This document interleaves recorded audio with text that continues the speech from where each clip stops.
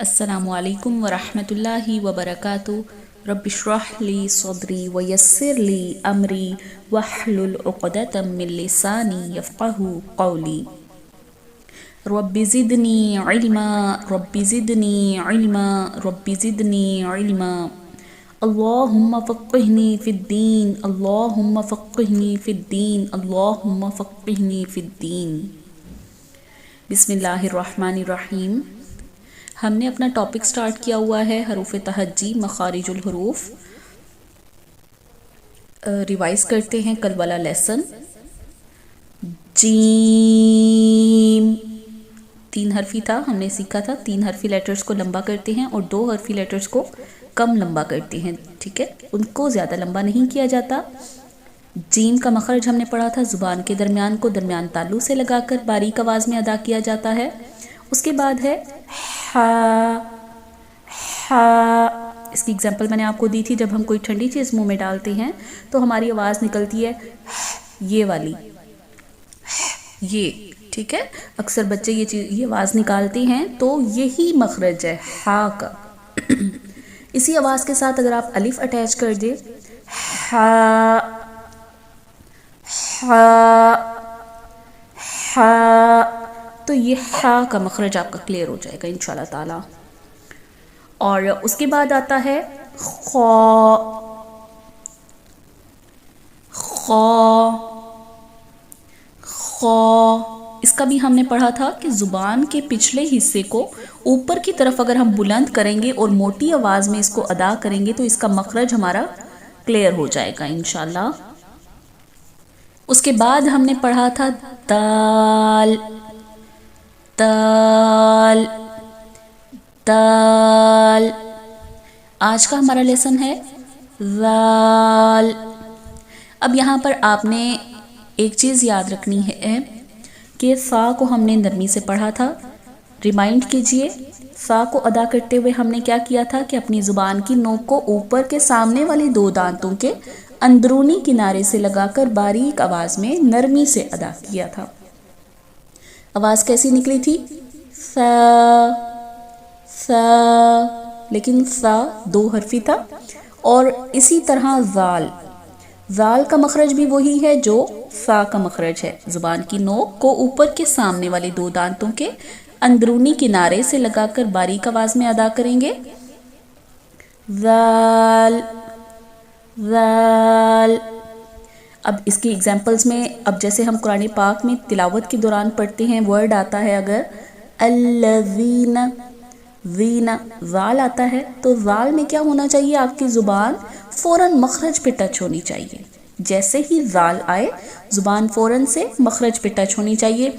इसी तरह एक और एग्जांपल जो आप रोज़ाना सबक सुनाते हैं, आऊज़ु आऊज़ु आऊज़ु, ज़ाल आता है तो ज़ाल को फ़ौरन आपकी ज़ुबान लगनी चाहिए ज़ाल के मखरज पर, और बहुत नरमी से ये निकाली जाती है आवाज़। जैसे सा की वैसे ही ज़ाल, सा ज़ाल, सा ज़ाल। ये दोनों चीज़ें आप यूँ कंपेयर करके अगर याद करेंगे ना तो ये बहुत अच्छे से आपका मखरज क्लियर हो जाएगा इंशाल्लाह। उसके बाद अब ये आप लोगों की मिस्टेक भी थी ताउज़ में, आऊज़ु आप लोग इसे पढ़ते हैं आऊज़ू, जू करके पढ़ते हैं। वो जू जो आवाज़ है वो जा की है। देखें जू जा आवाज़ मिलती जुलती है ना, तो इस तरह मीनिंग्स चेंज हो जाते हैं। हमने इन चीज़ का ख्याल रखना है, इनके तलफ़ुज़ का ख्याल रखना है। ठीक है, आऊज़ु आऊज़ु आऊज़ु। ठीक है, उसके बाद आता है रॉ। रॉ, अब इसका मखरज क्या होता है कि ज़ुबान की नोक की पुश्त को, ज़ुबान की नोक की पुश्त को ऊपर के सामने वाले 4 दांतों के मसूड़ों से लगाकर मोटी आवाज़ में अदा किया जाता है रॉ। अब देखिए नोक जो है ज़ुबान की वो बुलंद नहीं हो रही, नोक की पुश्त, नोक से थोड़ा सा पीछे वाला हिस्सा बुलंद होता है, ऊपर के सामने वाले 4 दांतों के मसूड़ों से लगता है। अदा करके देखिए रॉ रॉ। ज़ुबान की कैफियत देखिए, गौर कीजिए। اس کے بعد آتا ہے ز، ز، اس کا مخرج کیا ہے؟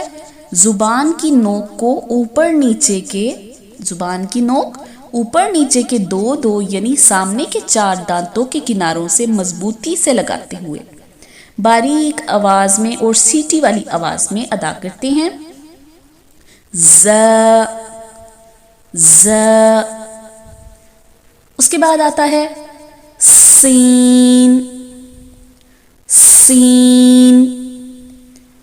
اب آپ نے زا سین دونوں کا مخرج سیم ہے، زبان کی نوک کو اوپر نیچے کے دو یعنی سامنے کے 4 دانتوں کے کناروں سے مضبوطی سے لگاتے ہوئے باریک آواز میں اور سیٹی والی آواز میں ادا کرنا ہے۔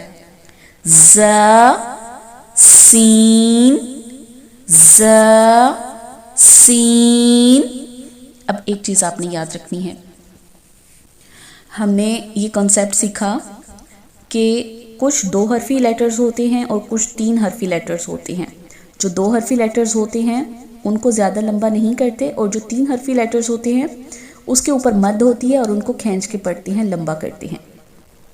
جس طرح جیم، ح، خ، جیم، ح، خ، دال، ذال، دال، ذال۔ اب دال اور ذال پہ دیکھیں، مد آ رہی ہے، 3 حرفی ہیں، دال، الف اور لام۔ اسی طرح ذال، الف اور لام، اور ان کے اوپر مد ڈلی ہوئی ہے، ٹھیک ہے؟ تو آپ نے اس چیز کا خیال رکھنا ہے کہ جن پر مد ہے ان کو زیادہ لمبا کرنا ہے۔ اس کے بعد را، 2 حرفی ہے، را اور الف لکھا ہوا ہے۔ ز، 2 حرفی ہے، زا اور الف لکھا ہوا ہے۔ پھر آگے آتا ہے سین، 3 حرفی ہے، سین، یا اور نون، 3 لیٹرز ہیں، اس کے اوپر بھی مد آ رہی ہے، دھیان کیجئے۔ تو اس کو تھوڑا لمبا کریں گے ہم، سین، ٹھیک ہے؟ زا اور سین کا مخرج سیم ہے، یاد رکھنا ہے، زا، سین۔ کل ہم نے کون سے سیم مخرج دیکھے تھے؟ تا اور دال۔ آج ہم نے کون سے سیم مخرج دیکھے ہیں؟ سا، ذال، سا، ذال اور زا اور سین۔ زا سین کا مخرج سیم، سا اور ذال کا مخرج سیم، تا اور دال کا مخرج سیم۔ یہ آپ نے باکسز بناتے جانے، چھوٹے چھوٹے سیم مخرج والے نمبرز کو آپ نے ساتھ ساتھ لکھتے جانا ہے۔ اس کی بہت زیادہ پریکٹس کرنی ہے، تمام قواعد ذہن میں رکھتے ہوئے، مخارج ذہن میں رکھتے ہوئے، زبان کی کیفیت پر بھی غور کرنا ہے، منہ کی کیفیت پر بھی غور کرنا ہے، ٹھیک ہے؟ اللہ تعالیٰ آپ لوگوں کے لیے آسانی پیدا فرمائے، آمین۔